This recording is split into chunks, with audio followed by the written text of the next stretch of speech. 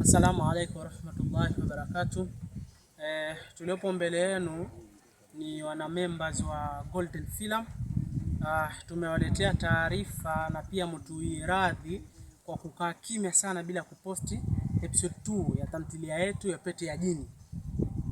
Kiukweli tumefikwa na changamoto, au niseme kwa namna moja au nyingine, kuna mwenzetu amepata matatizo, na ni mtu ambaye alikuwa tukimtegemea sana kwa sababu yeye ndo amecheza party ya actor kwenye movie hino, na yeye ndo mtu pekee ambaye alikuwa ameteuliwa kumiliki pete hiyo. Unaona?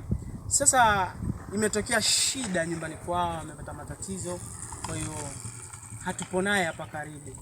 Hivyo naomba mtuwie radhi, tumekuja na wazo la kumbadilisha mtu ili acheze tamthilia hiyo ama nafasi hiyo, ili tuendelee kuwapa vitu vizuri, vitamu na vizuri zaidi.